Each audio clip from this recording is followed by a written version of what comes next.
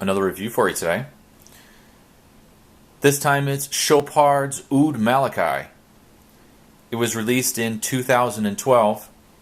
The nose behind it is the Spice Master, Dominique Ropignon, and it's categorized as a woody spicy. However, I would put it in the Oriental spicy category. Not much talk about this one. It starts out like a spicy grapefruit. And if that sounds odd, it is a little bit of an odd start. It has a fresh, generic grapefruit opening. It's not like grapefruit juice or grapefruit spray. It's more of a generic grapefruit. This slightly fresh but still warm opening lasts for about 20 to 30 minutes. After that, the spices become much more well defined. I pick up on spices like caraway seed, black pepper, celery seed, and just a pinch of cumin. And those are all very warm spices, and they're all used in cooking to some extent. This combination of spices is strong, thick, rich, and full-bodied. So Dominique Ropignon has a reputation for creating fragrances and spice accords that are really at the master level, and really this is no different. The spice accord in it is very complex. It's difficult to pick up on the individual notes, but the overall feel of that spice accord is heat. It has a warming quality to it. The spices are very dry, and you can almost feel how dry they are when you smell it, and that's really a unique thing. Usually in spice accords and fragrances, you just kind of pick up on the spiciness, but you can definitely tell that it's extremely dry here. It's not quite pungent. It's still very wearable, and it's not sweaty. I did mention there's a cumin accord and cumin note in there, but it doesn't give that sweaty feel that cumin usually gives. It just has that warming quality. There are mentions of tobacco in this fragrance, and I do pick up on it.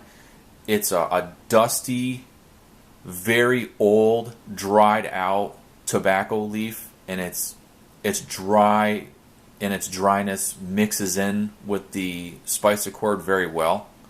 So I would not call this a tobacco fragrance, but that note is intertwined with the spice accord. As this fragrance progresses toward the dry down, you'll begin to pick up on a very dry cedar accord. So here's another dry element. Cedar is usually dry, and it's certainly no exception here. It's a dry, splintered wood. So that mingles with the dry spices, and on top of that, there's also a salty ambergris accord.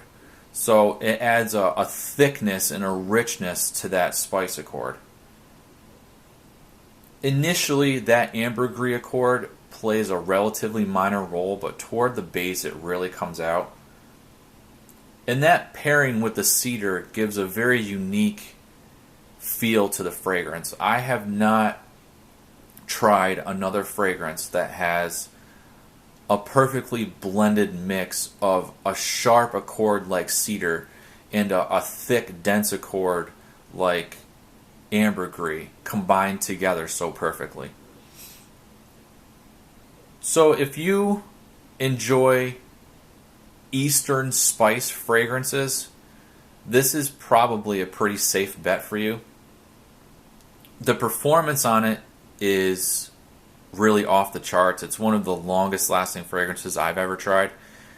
It's at least 18 to 24 hours. It's very strong.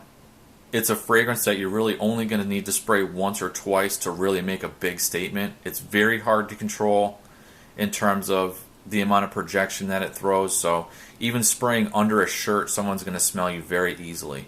So this is not exactly an office-friendly fragrance. So if you like other Eastern fragrances like Amouage's Jubilation 25 for men, Amouage's Epic Man, Serge Lutens Arabi, Cartier's Pasha, and to a lesser extent Ralph Lauren's Safari, this will probably be a pretty safe bet.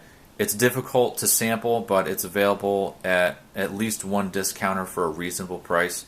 One 75ml bottle of this is going to run you between $55 and $65, and it's probably enough for life considering how little you have to spray. It's not a fragrance I can recommend in the heat. I would only recommend it when it's in the dead of wintertime. If your temperature is below 30 degrees, it's probably most appropriate. Other than that, it's probably going to be too much, even at room temperature, if you spray more than one time. Thanks for watching, and stay tuned for more.